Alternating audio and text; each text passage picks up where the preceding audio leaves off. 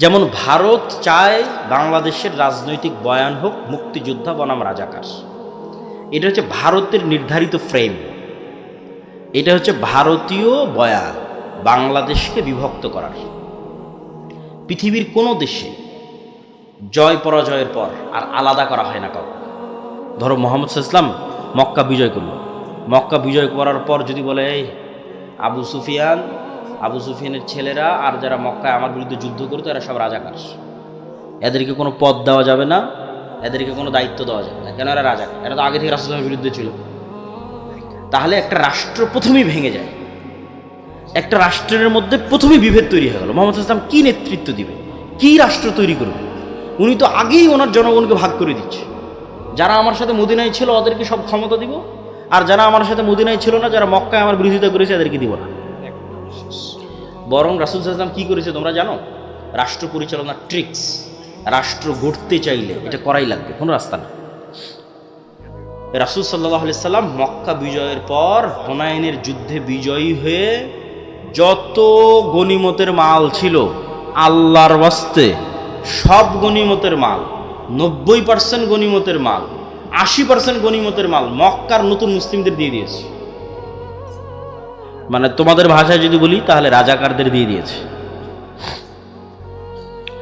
তো এখন যারা মুক্তিযোদ্ধা, মানে যারা আগে থেকে ইসলামকে ধরে রেখেছে, এদের তো মন খারাপ। তখন রাসূলুল্লাহ সাল্লাল্লাহু আলাইহি ওয়াসাল্লাম আনসারী এবং মুহাজির এই দুই সাহাবী তাদের সামনে দাঁড়িয়ে বিশাল ভাষণ দিল, বলল মক্কার নতুন মুসলিমরা নিয়ে যাচ্ছে সকল সম্পদ গনিমতের মালের, আর তোমরা আনসারী আর মুহাজিররা নিয়ে যাচ্ছ আল্লাহর নবীকে তোমাদের বাড়িতে, তোমাদের মদিনায়। বলেন আল্লাহু আকবার। তখন ওই মদিনায় যে মুহাজির এবং আনসার সাহাবীরা ছিল ওদের চোখ দিয়ে পানি পড়তেছে। এটা কিন্তু এই কথাটার ভার বুঝতে হলে আপনাকে বুঝতে হবে আল্লাহর নবীর বাড়ি মক্কা, আল্লাহর নবীর শৈশব মক্কা, আল্লাহর নবীর কৈশোর মক্কা, আল্লাহর নবীর যৌবন মক্কা, আল্লাহর নবীর বংশ মক্কা, আল্লাহর নবীর স্মৃতি মক্কা। তাহলে মক্কা বিজয়ের পর মন কি চায় না যে আমি মক্কায় থাকি? কোন মানুষ নাই যার মন চাইবে না যে আমি মক্কায় থাকি? তো রাসূল সাল্লাল্লাহু আলাইহি ওয়াসাল্লাম বলছে মক্কার মানুষরা নিয়ে গেল টাকা পয়সা, আর মদিনার মানুষ তোমরা নিয়ে গেল মুহাম্মদ সাল্লাল্লাহু আলাইহি ওয়াসাল্লাম। বলেন আল্লাহু আকবার। তাহলে রাষ্ট্রকে বিভেদ করতে হয় না, ভারত চায় এই রাষ্ট্রটা বিভক্ত থাকুক। তাহলে আজ 50 বছর পার হয়ে গেছে, এই ফ্রেমে তোমরা রাজনীতি করো যে তুই মুক্তিযোদ্ধা তুই রাজাকার, তুই মুক্তিযোদ্ধা তুই রাজাকার। এই ফ্রেমে যতদিন রাজনীতি চলবে এই দেশ বিভক্ত থাকবে, দেশ উঠতে পারবে না, দাঁড়াতে পারবে না। আফগানিস্তানে যখন তালেবানেরা দেশ বিজয় করলো, ওদের বিরুদ্ধে যত যোদ্ধা ছিল ওদের বিরুদ্ধে যুদ্ধ করেছে, সবকে বললো তোমরা যদি ক্ষমা চেয়ে মাপ চেয়ে আমাদের সাথে কাজ করো, তোমাদের সবাইকে নিজ নিজ পদে বহাল রাখা। কে ব্যাংকের গভর্নর ছিল সে ব্যাংকের গভর্নর থাকবে, কে আর্মির জেনারেল ছিল সে আর্মির জেনারেল থাকবে, সবকে ক্ষমা, শুধু আমাদেরকে ক্ষমা চাইতে হবে এবং আমাদের নেতৃত্ব মানতে হবে। তাহলে দেশ একদিনে এক হয়ে গেল। দেশ এক হয়ে গেল মানে এই দেশ এখন উন্নত হবে। এটাকে বলা হয় রিকনসিলিয়েশন, ক্ষমা। এই ক্ষমা বাংলাদেশের যে পক্ষই রাজনীতি করুক না কেন তাকে রিকনসিলিয়েশনটা করতে হবে, যে পক্ষই ক্ষমতায় আসুক না। এক পক্ষ আর এক পক্ষকে মারতে থাকবে, ধরতে থাকবে, দেশ সামনে আগাবে না। তো ওই যে বয়ান, তো তুমি বাংলাদেশে কোন বয়ান তৈরি করতেছো? এই বয়ান তৈরি করার ক্ষমতার মতো তোমার প্রতিষ্ঠান আছে কিনা? তুমি গিয়ে ডেইলি স্টার, প্রথম আলোর ওখানে মারামারি ভাঙচুর করে ফেললা, এই মারামারি ভাঙচুরে তাদের বয়ান আরও শক্তিশালী হলো। এখন প্রতিদিন ওরা প্রোগ্রাম করতেছে এই এক ভাঙ্গা হারমোনিয়াম নিয়ে, আর তোমার ভাই মরে গেছে ওটা নিয়েও তুমি কিছু করতে পারতেছ না, এটাই ন্যারেটিভ। তাহলে তোমাকে ওই রকম স্ট্রং প্রতিষ্ঠান লাগবে, যে স্ট্রং প্রতিষ্ঠান তোমার ন্যারেটিভকে ধারণ করবে, তোমার ন্যারেটিভকে সামনের দিকে এগিয়ে নিয়ে যাবে। তো এই জন্য বেগম রোকেয়া নারী জাগরণের অগ্রদূত না নারী অধপতনের অগ্রদূত, এই বয়ান বাংলাদেশের মুসলমানেরা নির্ধারণ করবে এরকম শক্তি বাংলাদেশের মুসলমানদের নাই। তাহলে এই বয়ান ভাঙতে হলে তোমাকে ওই রকম প্রতিষ্ঠান লাগবে। তো ঠিক আছে, আমরা আমাদের কোনটা ছিল এটা এটা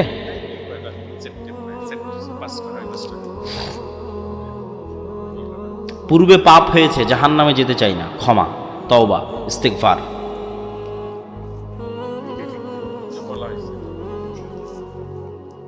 পিতার সম্পত্তি এটা বলেছি। মসজিদ অনেক সালাত আদায় করে এবং অনেকে করতে চায় না।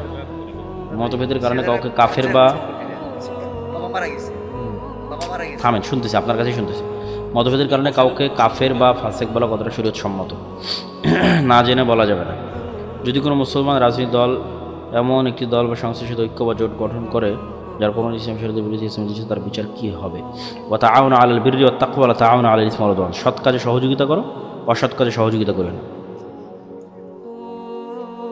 আপনি আপনার ফ্যামিলি সহ কোথায় থাকেন একটু জানাবেন। রাজশাহীতে আমরা বেশিরভাগ থাকি, কখনো কখনো ঢাকায়।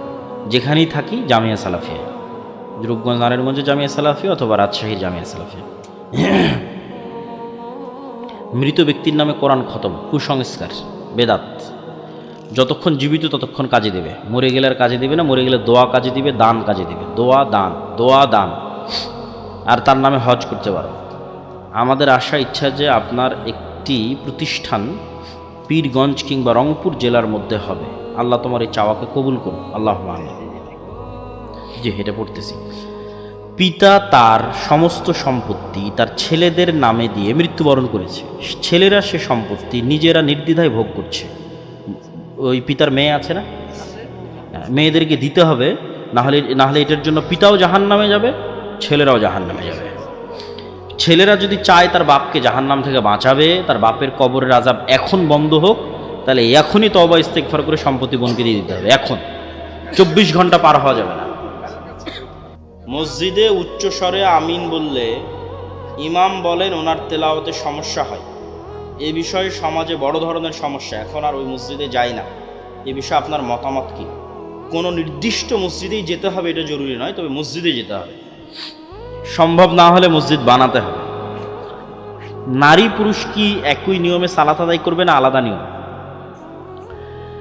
নারীদের জন্য কি আলাদা নবী পাঠানো হয়েছে নাকি? নারীদের নবীকে একটু জোরে বলেন, নারীদের নবীকে? তাহলে মুহাম্মদ সাল্লাল্লাহু আলাইহি ওয়াসাল্লাম যা করবে তা না শুধু পুরুষের জন্য সুন্নাত না নারীর জন্য সুন্নাত? জন্য সুন্নাত।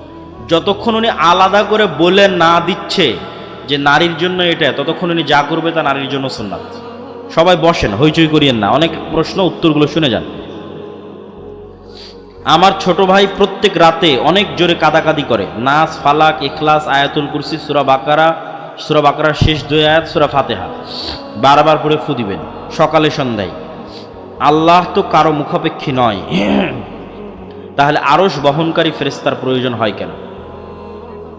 আল্লাহ সুবহানাহু তাআলা সিস্টেম ছাড়া কাজ করেন না। আল্লাহ সুবহানাহু তাআলা যা ইচ্ছা তাই করতে পারেন, তারপরেও তিনি সিস্টেম ডেভেলপ করেন।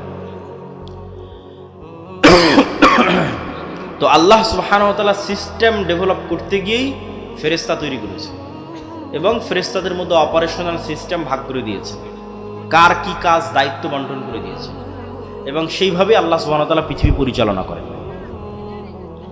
রাসূল পুরাতন কবরে খেজুরের ডাল দিয়েছিল, নতুন কবরে দেই, এইটার ফজিলত রাসূল সাল্লাল্লাহু আলাইহি ওয়াসাল্লামের সাথে সীমাবদ্ধ।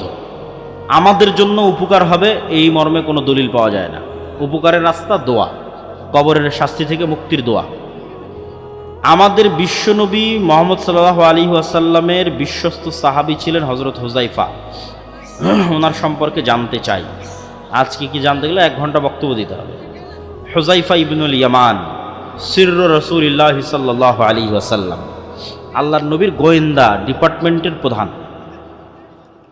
কোন ধরনের লোকদের ধার দেওয়া যাবে? সত্যবাদী, ন্যায়পরায়ণ। কোরআন মাজিদ মুখস্থ করার পর ভুলে গেলে কি পাপ হবে? জি। কোনো ব্যক্তি 5 ওয়াক্ত সালাত আদায় করে অথচ সুদখোর, তাদের সঙ্গে টাকা অথবা নিত্য প্রয়োজনীয় জিনিস লেনদেন করা কি উচিত হবে? লেনদেন করা যেতে পারে, খাওয়া দাওয়া করা যাবে না। মৃত বাচ্চাকে নিয়ে যদি হজ করার স্বপ্ন দেখি, তাহলে কি মায়ের জন্য হজ করা ফরজ? যে আরেকজনের হয়ে বদলি হজ করতে চায়, তার নিজের হজ আগে হতে হবে, না হলে বদলি হজ করতে পারবে না।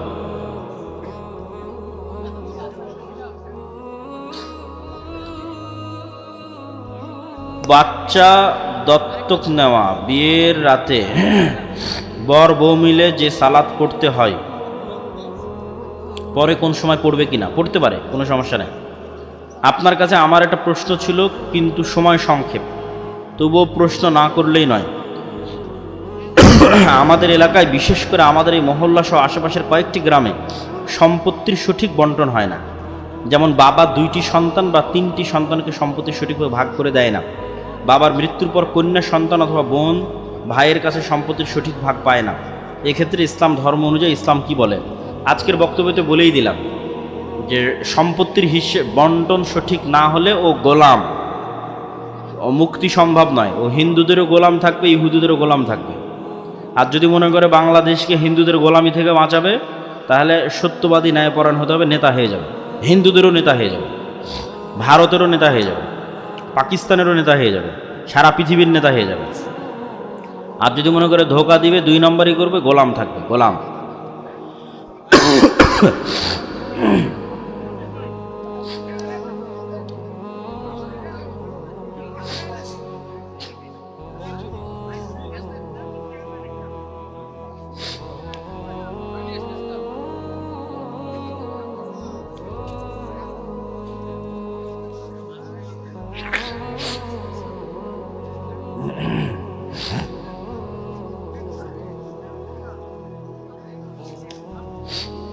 একজন হিন্দু মহিলার সন্তানের কথা বলা হয়েছে। সন্তান যদি মুসলমান হয়, সে তার পিতার সম্পত্তিতে ওয়ারিস পাবে। আর সন্তান যদি হিন্দুই থেকে যায়, ওয়ারিস হবে না। পিতার মৃত্যু হয়েছে, ছেলে মেয়ে 2টি সন্তান বিয়ে হয়েছে, মেয়েটি কি বাবার সব সম্পত্তি অংশ পাবে?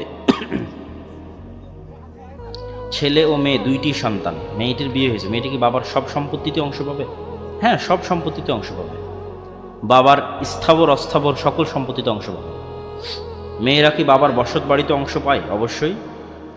হুজুর, আমি নিয়মিত, কোন কোরআন কোন হাদিসে লেখা আছে মেয়েরা বসত বাড়ির অংশ পাবে না? হুজুর, আমি নিয়মিত 5 ওয়াক্ত সালাত আদায় করতে পারি না, খুব চেষ্টা করি, আমার জন্য, আমার পরিবারের জন্য দোয়া করবেন। 5 ওয়াক্ত সালাত এত জরুরি, 5 ওয়াক্ত সালাত এত জরুরি, এত জরুরি, শায়েখ আব্দুর রাজ্জাক বিন ইউসুফের ভাষায় পৃথিবীতে এর চেয়ে জরুরি কোনো কাজ নাই। পৃথিবীতে 5 ওয়াক্ত সালাতের চেয়ে জরুরি কোনো কাজ নাই। উসমান হাদির মতো যুবক তৈরি করতে হলে কি কি পথ অবলম্বন করতে হবে? আজকে যা যা বলেছি, খালি চিল্লালাম যে উসমান হাদি হব, পড়া নাই শোনা নাই, কি করে উসমান হাদি? জ্ঞান অর্জন করতে হবে। ও যেই লেভেলের যুক্তি দিয়ে কথা বলতো, ওই লেভেলের ব্যাকগ্রাউন্ডের জ্ঞান না থাকলে ওই লেভেলের যুক্তি আপনি কোত্থেকে দিবেন? তাহলে জ্ঞান, সত্যবাদিতা ন্যায়পরায়ণতা থাকলে আপনি জ্ঞানকে বিক্রি করে দিবেন টাকার কাছে। কত বুদ্ধিজীবী আছে টাকার কাছে বিক্রি হয়ে গেছে, দলের কাছে বিক্রি হয়ে গেছে, কত বুদ্ধিজীবী নেবে? তাহলে সত্যবাদিতা ন্যায়পরায়ণতা লাগবে। আর এই যে আপনাকে মানুষ দাবিয়ে রাখার চেষ্টা করবে, এই দাবিয়ে থাকা থেকে বাঁচতে আল্লাহর সাহায্য লাগবে। এই আল্লাহর সাহায্য না পেলে আপনি ওইটা থেকে বাঁচতে পারবেন। এই জন্য 5 ওয়াক্ত সালাত লাগবে, রাতের সালাত লাগবে, সকাল সন্ধ্যার জিকির লাগবে। এই জন্য ঈমান বিল গায়বে ইয়াকিন লাগবে, যাতে আপনার সাথে ফেরেশতা থাকে, আল্লাহর সাহায্য থাকে।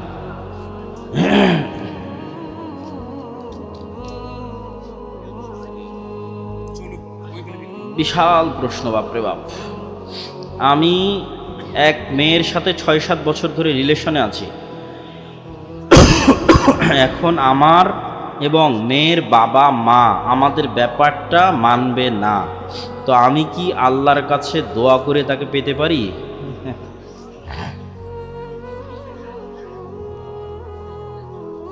আল্লাহ সুবহানাহু তাআলা ভালো জানে তোমার চাইতে যে কোথায় তোমার কল্যাণ আছে আর কোথায় তোমার অকল্যাণ আছে। মানুষ যখন নিজেই দাবি করে নেয় যে আমার এটাতেই কল্যাণ আছে, এটাই সবচেয়ে বড় ভুল। আল্লাহর কাছে দোয়া করতে হবে, আল্লাহ আমার যেটাতে কল্যাণ আছে তুমি আমাকে সেই রাস্তা দেখাও। যদি তার মধ্যে আমার অকল্যাণ থাকে, আমার মন থেকে তাকে বের করে নাও এবং তার থেকে দূরে থাকা এবং এই হারাম সম্পর্ককে বিচ্ছিন্ন করা আমার জন্য সহজ করে দাও। আর যদি তার সাথে আমার কল্যাণ থাকে, তাহলে আমার বিবাহকে দ্রুততর এবং সহজ করে দাও। সেক্ষেত্রে দেরি না করে, কেন হারাম সম্পর্কের মধ্যে থাকলে আল্লাহর কাছে দোয়া কবুলই হয় না।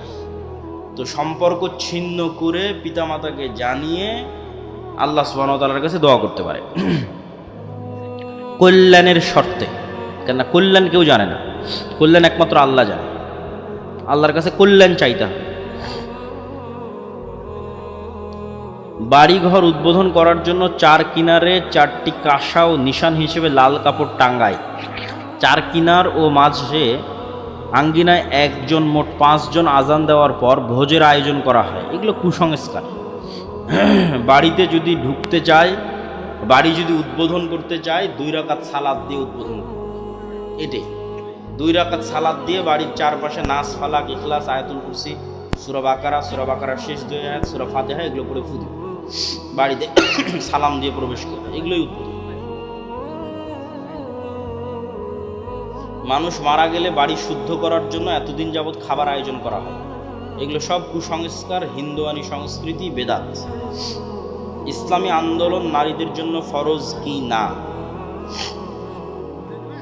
নারীদের জন্য ফরজ হচ্ছে খালিদ ইবনুল ওয়ালিদ, আমর ইবনুল আস, ওমর ইবনুল খাত্তাব, তারেক বিন জিয়াদ, মোহাম্মদ বিন কাসেম, এদের মতো সন্তান তৈরি করা। ঠিক আছে, এটা হলো ফরজ।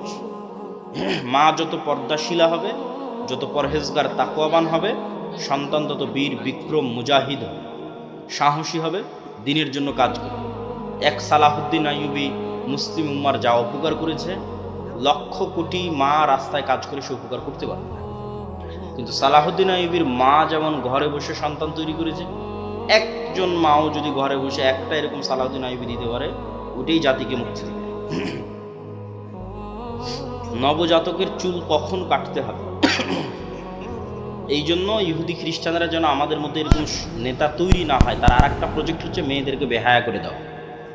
মেয়েরা যদি বেহায়া, বেপর্দা, বেলিল্লাপনায় যায় তো প্রজন্মই নষ্ট। কে আবার গোলামি থেকে আজাদ হওয়ার দাওয়াত দিবে? কেউ দিবে না, প্রজন্মই শেষ হয়ে যাবে। জি জি জি, বলেন বলেন। সম্মানিত উপস্থিতি, আমাদের মহিলা প্যান্ডেলে একটা ছোট বাচ্চা আছে, সে শুধু কান্নাকাটি করতেছে, তার বাবার নাম বলতেছে মধু। আপনাদের কারো যদি সন্তান ওখানে থাকে, আপনারা খুঁজে ওখান থেকে নিয়ে যান।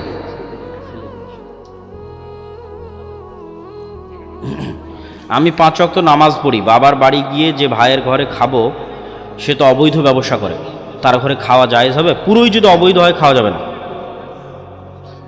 ওখানে চা দেয়। স্ত্রী পরহেজগার, স্বামী সালাত আদায় করে না, সেক্ষেত্রে স্ত্রীর করণীয় কি? একদমই যদি আদায় না করে, চেষ্টা করে দাওয়াত দিয়ে বুঝিয়েও যদি সম্ভব না হয়, তাহলে বিচ্ছিন্ন হয়ে যেতে হবে। টোটাল বেনামাজির সাথে থাকা যাবে না। অলসতা করে, পড়তে চায়, ছেড়ে দেয়, তাহলে লেগে থাকতে হবে, তাকে কন্টিনিউ দাওয়াত দিয়ে নাসিহা করে লেগে থাকতে হবে। আমি মোবাইল ব্যবহার করি না, মোবাইলে আমাকে ব্যবহার করে, এ বিষয়ে একটু বলবেন। এটা শুধু তোমার নয়, সারা পৃথিবীর বহু মানুষের ব্রেনকে কন্ট্রোল করতেছে মোবাইল।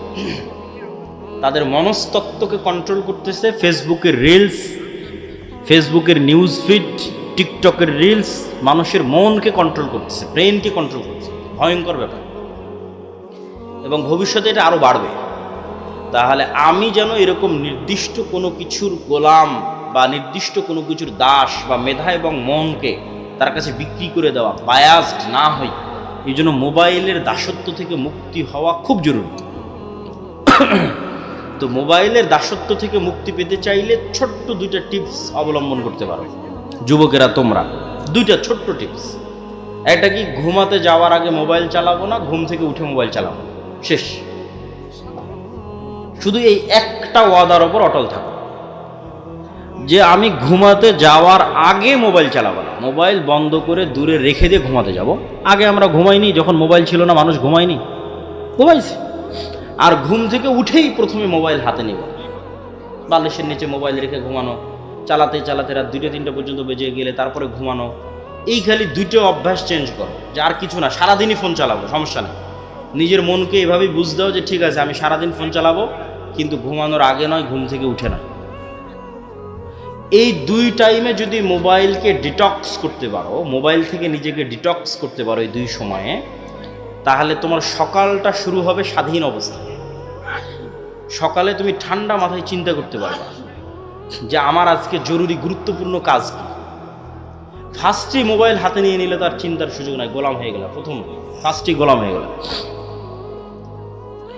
এই 2টা পদ্ধতি অবলম্বন করলে কিছুটা হলেও কমবে। আমি একটা মেয়েকে অনেক ভালোবাসি এবং সে আমাকে অনেক ভালোবাসে। মেয়ের নাম সহ লিখেছো কেন তুমি? এই পাগল নাকি এই ছেলে যে প্রশ্ন করেছে? তার মেয়ের নাম সহ ঠিকানা সহ দিয়েছে, তার বাবা মারা গেছে, এখন এই সম্পর্ক তার মা মেনে না নেওয়ায় তাকে এক বুড়া বেটার সাথে বিবাহ দিতে চাইছে। এই অবস্থা আমার করণীয় কি? ঠিক আছে, আচ্ছা, এটার উত্তর হচ্ছে বাবা, মেয়ের পিতা যদি না থাকে তাহলে মেয়ের অভিভাবক মেয়ের দাদা, মেয়ের দাদা যদি না থাকে মেয়ের অভিভাবক মেয়ের চাচা, মেয়ের চাচা যদি না থাকে মেয়ের অভিভাবক মেয়ের ভাই, মেয়ের বাপও নাই, চাচাও নাই, দাদাও নাই, ভাইও নাই, তাহলে মেয়ের অভিভাবক এলাকার চেয়ারম্যান মেম্বার, মসজিদের ইমাম। তাহলে তুমি অভিভাবকদের মাধ্যমে আগানোর চেষ্টা করো। অভিভাবক যদি রাজি না হয় বিবাহ বাতিল হবে, আর তখন মনে করতে হবে এর মধ্যেই কল্যাণ আছে। পৃথিবীতে কারো জন্য কারো জীবন থেমে থাকে না, কারো জন্যই কারো জীবন থেমে থাকে না, কারো জন্যই কারো লাইফ থেমে থাকে না। এটা অত্যন্ত ছোট্ট একটা জীবন। মৃত্যুর পর কিয়ামতে গেলে মনে হবে আমি মনে হয় 1 ঘন্টা দুনিয়াতে ছিলাম, আর দুনিয়ার সকল কষ্ট জান্নাতে যাওয়ার পর মনে হবে যে আমি কোনো কষ্টই করিনি, আর দুনিয়ার সকল আরাম জাহান্নামে যাওয়ার পর মনে হবে আমি জীবনে আরামেই ছিলাম। তাহলে মাত্রই 1 ঘন্টা সময় পার করা, 1 সেকেন্ড সময় পার করা কঠিন কিছু না, পুরো জীবনটা 1 সেকেন্ডের মতো। ওই যে মুরব্বী বাবার বয়স যদি 70 হয়, ওনার কাছে মনে হবে যে উনি সেই দিন স্কুলে গেছিল, প্রাইমারি স্কুলে, 1 দিনও হয়নি, 5 দিনও হয়নি, আজ ওনার বয়স 70 হয়ে গেছে। এটাই পৃথিবী। তাহলে time is the best healer. সময় সবচেয়ে বড় হত্যাকারী, সময় সবচেয়ে বড় আরামদায়ক, প্রশান্তিদায়ক। সকল ব্যথা, সকল দুঃখ, সকল কষ্ট সময় একাই দূর করতে পারে। তাহলে সময় যেতে দিতে হবে। আজ যেটা মনে হচ্ছে খুব ভালো, কাল সেটা মনে হবে খুব খারাপ। আজ যেটা মনে হচ্ছে খুব খারাপ, কাল সেটা মনে হবে খুব ভালো। হুটহাট তাড়াহুড়ার সিদ্ধান্ত মানুষকে আফসোসের রাস্তায় নিয়ে যায়। হুট করে বললে আত্মহত্যা করে দিলাম, ওটাও আফসোস। হুট করে বললে না এটা করে ফেলে দেবো, সেটাও আফসোস। ধীর স্থির হও, নিজেকে আল্লাহর হাতে ছেড়ে দাও। নিজের তাকদীর, নিজের ফায়সালা, নিজের সিদ্ধান্ত আল্লাহর হাতে ছেড়ে দাও। আল্লাহ তোমার জন্য যেটা কল্যাণকর মনে করে তিনি সেটা তোমার জন্য করবে। আর তুমি কাজের কাজে সময় দাও, কাজের কাজে ফোকাস দাও। না হলে জ্ঞান অর্জন করলা না, বই পুস্তক পড়লা না, তারপরে শিক্ষার পিছনে সময় দিলা না, নিজের গার্লফ্রেন্ড বয়ফ্রেন্ডের পিছনে সময় দিলা, দিয়ে ধরো জোর করে পালিয়ে তাকে বিয়েও করলা। আল্লাহে আল্লাহর কসম করে বলতেছি, আল্লাহে আল্লাহর কসম করে বলতেছি, দুনিয়াতে যখন তোমার উপার্জন করার আর কোনো রাস্তা থাকবে না, তখন মনে হবে যে এই বিবাহ এবং এই জীবন বিভীষিকাময়। তখন দেখা যাবে স্বামী স্ত্রী 2 জন মিলে ফাঁসি দিয়েছে, গলায় দড়ি দিয়েছে। ভালোবাসা তখন আর টিকবে না। তাহলে যেটা আসল, যেটা প্রকৃত, সেটা হচ্ছে নিজেকে যোগ্য করা, নিজের পিছনে ইনভেস্ট করা, নিজের জ্ঞানের পিছনে ইনভেস্ট করা। অন্যের পিছনে সময় ইনভেস্ট করে কোনো লাভ নাই, শুধু ধোঁকা, মরিচিকা। নিজের ডেভেলপমেন্টের পিছনে ইনভেস্ট করো, তোমার জীবন সহজতর হবে। বিবাহ করলেও শান্তিময় জীবন যাপন করতে পারবা। বিদাত কোনো শয়তানের কাছে অধিক প্রিয়। একজন প্রকৃত মুসলিমের ভেতরে কি কি গুণ থাকা উচিত? আজকে যেগুলো বলেছি এগুলোই তো আসল গুণ। নারীর সালাতে কি জোরে আমিন বলবে না আস্তে? পুরুষ যদি আশেপাশে না থাকে জোরেই বলবে। নারীরা মসজিদে সালাত আদায় করতে পারবে, যেতে পারবে, জরুরি নয়। জরুরি হচ্ছে ঈদের সালাতে যাওয়া, জুমার দিন যাওয়া ভালো, 5 ওয়াক্ত সালাত বাড়িতে পড়া ভালো, তবে যেতে চাইলে যেতে পারে। হুজুর, আমি যত ইতিহাস জানতে পেরেছি, যেখানে দেখেছি যে ইউরোপ এবং আমেরিকা সব সাম্রাজ্যবাদ এশিয়া আফ্রিকার মানুষদের, বিশেষ করে মুসলিমদের কীভাবে শোষণ করছে, তারা নির্যাতিত হয়েছে। সিরিয়া, ইরাক, ইয়েমেন সহ বিভিন্ন দেশকে তারা দেউলিয়া বানিয়ে দিয়েছে। আর মুসলিমদের বিরুদ্ধে ভাষণ, অনেক লম্বা প্রশ্ন। ফিলিস্তিন, আরাকান, কাশ্মীর, এত লম্বা প্রশ্ন বাবা, এটা পড়াই যাবে না। ইলুমিনাতি, মোসাদ, 2 আজান দেওয়া কি বেদাত? 2 আজান দেওয়া কি বেদাত? এটার উত্তর হচ্ছে, আমি যেভাবে উত্তর দিই, আমার মতো করে উত্তর দিই। রাসূল সাল্লাল্লাহু আলাইহি ওয়াসাল্লাম জুমার দিন 2 আজান দেননি, এই মর্মে যারা 2 আজান দেয় তারাও একমত। আবারও বুঝো, রাসূল সাল্লাল্লাহু আলাইহি সাল্লাম জুমার দিন 2 আজান দেননি, এই মর্মে যারা 2 আজান দেয় তারাও একমত। তাহলে তারা 2 আজান দেয় কেন? উসমান রাদিয়াল্লাহু তাআলা আনহুর সুন্নাত হিসেবে। এখন তোমার সিদ্ধান্ত, তুমি কি করবা। আমরা রাসূল সাল্লাল্লাহু আলাইহি ওয়াসাল্লামের সিদ্ধান্তকে প্রাধান্য দেওয়াকে পছন্দ মনে করি। বেগম রোকেয়া নারী জাতিকে বাহিরে বের করেছে, বেপর্যায়ে চলতে সাহায্য করেছে, তাকে কেন নারী জাগরণের অগ্রদূত বলা হয়? এটাই তো ন্যারেটিভ, যেটা ওসমান হাদি বলতো যে আমি এমপি হইতে পারি আর না হইতে পারি, আমি ন্যারেটিভ তৈরি করতে চাই, বয়ান তৈরি করতে চাই, যে বয়ানে পরবর্তীতে অন্যরা রাজনীতি করবে। এই যে একটা বয়ান যে বেগম রোকেয়া নারী জাগরণের অগ্রদূত, এটা একটা বয়ান। এটা কারা তৈরি করেছে? এটা প্রথম আলো তৈরি করেছে, ডেইলি স্টার তৈরি করেছে, এটা একটা বয়ান। তাহলে তোমারও এরকম প্রতিষ্ঠান লাগবে যারা তোমার পক্ষে বয়ান তৈরি করবে, তোমার পক্ষে পলিটিক্যাল রাজনৈতিক বয়ান তৈরি করবে। যতক্ষণ তুমি বয়ান তৈরি করতে না পারবা, ন্যারেটিভ তৈরি করতে না পারবা, ততক্ষণ পলিটিক্স করতে পারবা না।